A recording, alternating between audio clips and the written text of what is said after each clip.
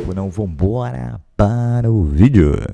Você viu? Você viu? No São Paulo, cada dia que passa, piora. Né? Passa o ano, o dia seguinte é pior que o dia anterior. Agora, a Polícia Civil está investigando o São Paulo. Acabou esse negócio de intracorporis, como gostam de dizer os dirigentes do São Paulo. Agora, extracorporis estão investigando no São Paulo vendas por valores não muito legais de alguns jogadores. Se alguém ganhou algum por fora, a coisa vai ficando pior ainda para o São Paulo, Arnaldo. Bom, na verdade a coisa não é intracorporis já há algum tempo, né? Já tem, agora está se espalhando. E essa nova, nesse novo capítulo, agora com a entrada da Polícia Civil, num inquérito que, por enquanto, corre sob sigilo, mas investiga vendas e participações de dirigentes e empresários. Aí, para mim, a novidade, e empresários. Até hoje, as investigações no futebol brasileiro, algumas poucas chegaram a dirigentes. Empresário de futebol, eu nunca vi se dando mal nessa história. Mas, enfim, vamos esperar que a Polícia Civil avance nessa situação. Enquanto isso, o São Paulo também tem, paralelamente, a questão dos camarotes dos shows. Então, é uma outra ponta da investigação. E também aquela situação que foi lá atrás no Ministério Público, a denúncia anônima, que também falava sobre um dos capítulos, venda de jogadores da base, o que está acontecendo em Cotia. De fato, o Tironi agora, quando escapa do conselhinho, é que o clube já não controla mais. Não que...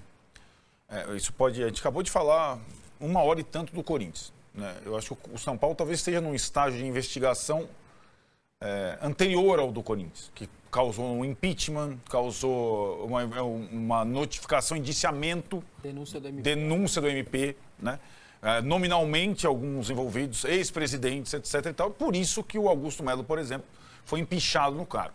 Só um parênteses, acho que é importante a gente notar e salientar, porque o São Paulo é um clube que não tem as mesmas características do Corinthians, mas tem algumas muito parecidas. A tão enaltecida torcida organizada do Corinthians, a maior do país, ela só soltou a mão do presidente do Corinthians empichado quando o nome dele foi grampeado pela polícia oficialmente. Quando a polícia chegou, Augusto Melo está denunciado, a Gaviões da Fiel soltou a mão dele. Até então, a Gaviões da Fiel pensava mais no time e menos na política. E a Gaviões da Fiel pensou nisso o tempo todo. Uma das questões que conseguiram manter o Corinthians em competição e à margem foi como a torcida organizada separou o que estava acontecendo fora, porque ninguém da Gaviões é burro. E imagino que eles entendessem que 1 hora poderia acontecer um indiciamento como aconteceu. Então eles ficavam no discurso. Olha, até lá... Então, só para te dizer que pro Melo cair, aconteceu muita coisa, sobretudo a denúncia nominal em relação a ele. Isso no São Paulo ainda está um pouco distante, né? Ainda tem... Agora, só de ter escapado do conselhinho, já é uma outra situação. E aí, eu imagino que as pessoas estejam, digamos, mais preocupadas, né? Quem está no governo Casares, quem está associado, quem já saiu, quem fez parte nos últimos 5 anos... Enfim, acho que no São Paulo o intracorporis já se escafedeu faz muito tempo. A ver, só para concluir, Vessone, que já que a gente está falando em 2026, o São Paulo já também tem jogo para cumprir já em 2026, no dia 11, contra o Mirassol, em Mirassol. A ver o que será o 2026 do São Paulo. Né? Quem comandará o São Paulo nos seus departamentos em 2026. Só queria, me ajuda até a entender, levar uma faixa que era a frase dita no... uma das frases dita lá no áudio, né? Quem é aquele grupo ali? É um grupo que está sendo criado, que foi criado? Tem um nome já esse grupo? Tem, é um grupo chamado Nova Era Tricolor, associados do São Paulo, que tem feito protestos barulho lá dentro do clube. Então não é da torcida, que muitos não são sócios do clube. Esses caras são sócios do clube. Então, portanto, eles protestam dentro do clube. Nova Era Tricolor é o nome desse grupo. Não é só esse grupo. Claro que a oposição já se organizou, já meio que fez um bloco único. E já, talvez, nessa tentativa de mais um pedido de impeachment, na verdade, tem que recolher o número mínimo de assinaturas. Isso no Conselho. a oposição espera que, com essas manifestações dentro do clube e tal, eles cheguem, enfim, ao número mínimo de assinaturas para aí encaminhar ao Conselho Deliberativo o pedido de votação de impeachment do Júlio Casares. Ainda é uma... Esses pormenores, o que você achou, e o que você apurou, o que você ouviu das pessoas referente a tudo isso? Eu acho que vale só a gente colocar que as 3 últimas mensagens do grupo de imprensa de São Paulo foram 3 notas oficiais, né? Uma sobre canetas emagrecedoras, a outra sobre um áudio em que 2 diretores admitem fazer um comércio ilegal de ingressos, e agora uma que diz que o São Paulo não tinha conhecimento de investigações policiais. Eu acho que o que mais surpreende aí é o São Paulo não ter o conhecimento, porque eu entendo São Paulo talvez até não tem a intenção de divulgar isso de alguma forma, mas São Paulo não ter conhecimento de investigações policiais em andamentos com pessoas do clube, isso me surpreendeu um pouco. Agora, eu também, eu vou ser muito honesto, eu sou totalmente leigo no assunto, não sei se em casos assim, normalmente as pessoas são notificadas, estão sendo investigadas, realmente não sei. Mas eu só acho estranho, acho bem esquisito.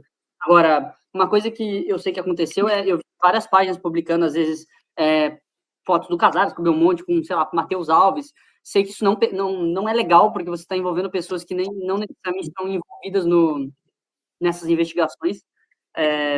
Ficou claro, inclusive, quem está sendo investigado, né? O Danilo não cita nome de pessoas investigadas.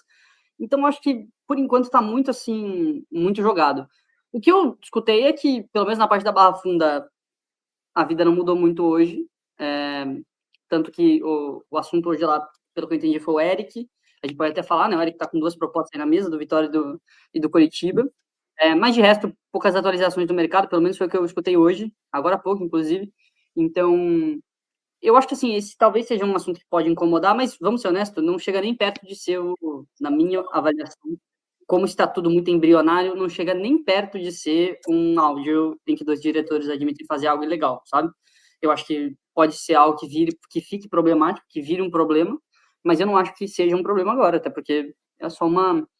a gente não tem o nome das pessoas, então se a gente tivesse o nome das pessoas, por que estão sendo investigados, por qual suposto mau ato, aí seria um negócio um pouco diferente. Mas a gente não tem isso, né? A gente só sabe que há uma investigação em andamento e que o nome das pessoas vai sendo mantido em sigilo. Então, é um pouco complicado.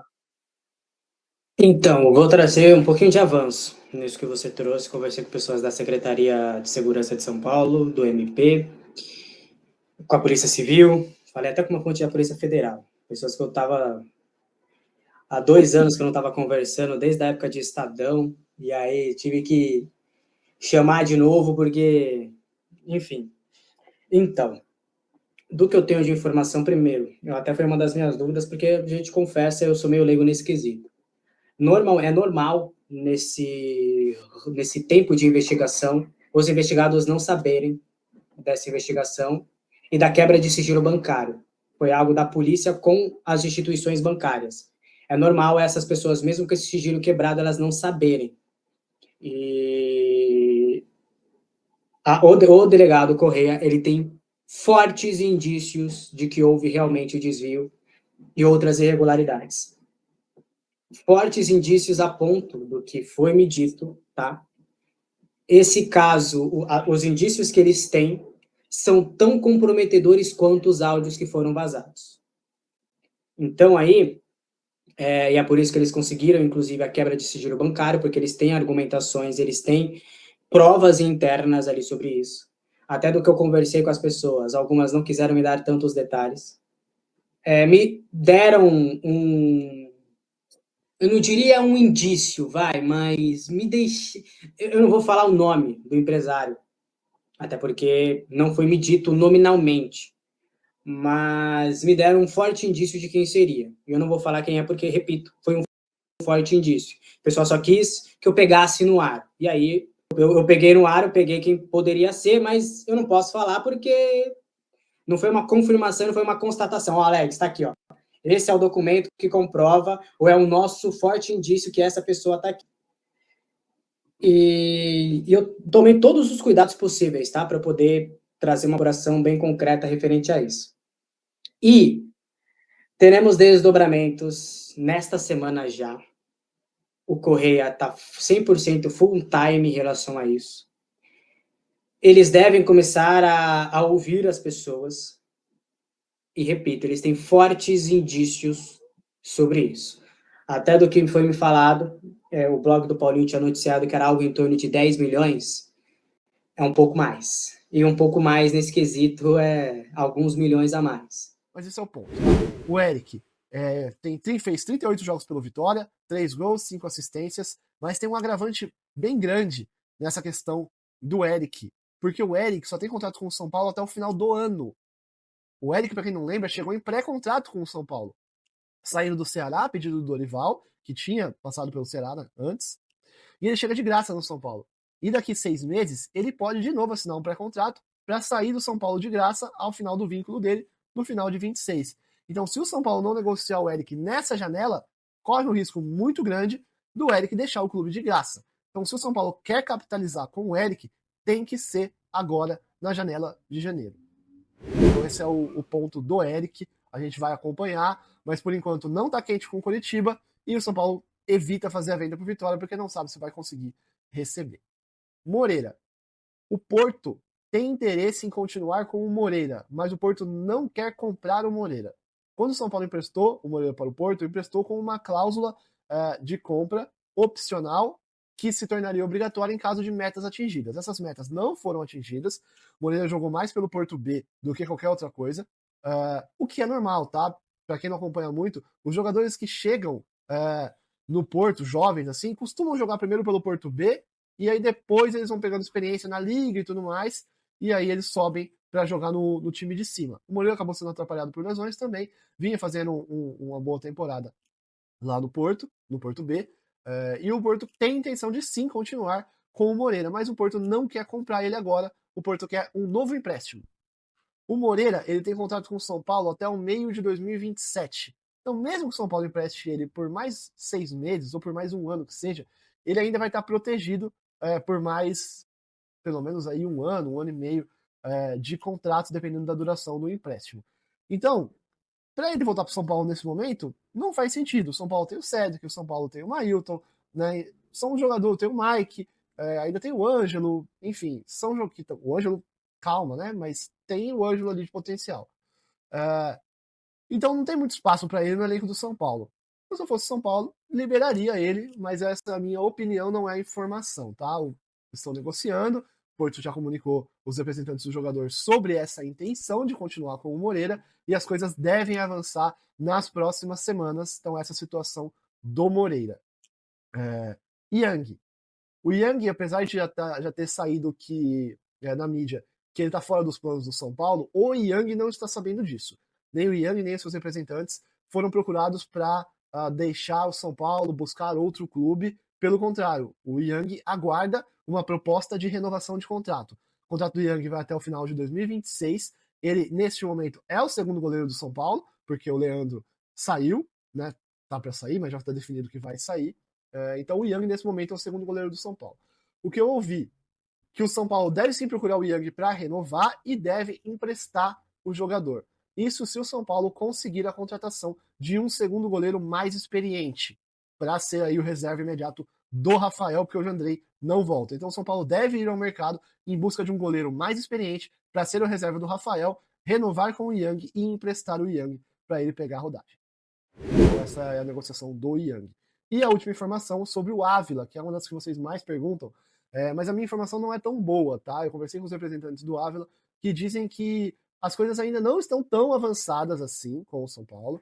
E eu conversei com o São Paulo, que também diz que a negociação ainda está avançando, não está tão fechado quanto algumas pessoas já noticiaram. Inclusive o Gabriel Sapo publicou que o São Paulo já tem bases salariais acertadas com o Ávila, e a informação dele. A informação que eu tenho é que ainda não está acertada essa base salarial, e aí o que eu trago, que eu já trouxe em outros vídeos para vocês, é que o Ávila tem interesse de vários outros clubes, e eu já tinha trazido também que ele gostou de jogar no Brasil, que ele gosta da ideia de continuar no Brasil, mas que ele tem sondagens de outros clubes de fora do país, e aí vai depender do clube dele, do Ajax, essa liberação. Tanto proposta de empréstimo quanto proposta de compra. A gente vai ver o que o Ajax vai querer fazer aí com o Ávila para a próxima temporada. Então, as coisas estão caminhando, mas o que eu apurei, o que me falaram, é que ainda não está tão avançado assim. Existe um otimismo? Existe, mas ainda existe a possibilidade dele não fechar com o São Paulo. Tá? Muita gente perguntando nas redes sociais, perguntando aqui no meu direct, no Instagram, o que é o plano, como vai ser o plano do Diego Fernandes, aquele empresário que trouxe Ancelotti para a seleção brasileira, qual é o plano dele para ajudar o São Paulo Futebol Clube? Eu tenho algumas respostas para vocês. O que ele vai fazer? Hoje à noite ele vai anunciar o São Paulo Day. O que é o São Paulo Day? É um projeto que vai tentar resgatar o São Paulo, a sua credibilidade, governança, gestão e principalmente a imagem do São Paulo que está totalmente arranhada pela questão dentro de campo e principalmente fora de campo. As notícias que a gente está vendo nas últimas semanas são estarrecedoras, né? E o Diego tem trabalhado já há alguns meses na questão de juntar pessoas, juntar empresários fora e dentro do Brasil que queiram investir no São Paulo. Então, assim, ele tem já alinhado, já está palavrado e alinhado, empresas e empresários fora do Brasil, dentro do Brasil, que vão fazer aporte no São Paulo. São pessoas que fora do Brasil já entendem o que é o São Paulo, sabem o tamanho da dívida do São Paulo, mas sabem também a grandeza do São Paulo. E as pessoas dentro do Brasil são pessoas que torcem para o São Paulo, entendem também o que é o São Paulo e o retorno que o São Paulo pode dar a esses investimentos. Então, assim, é um grande painel que vai ser feito, esse São Paulo Day, que ainda não tem data definida, mas é um grande painel onde vai se discutir tudo isso.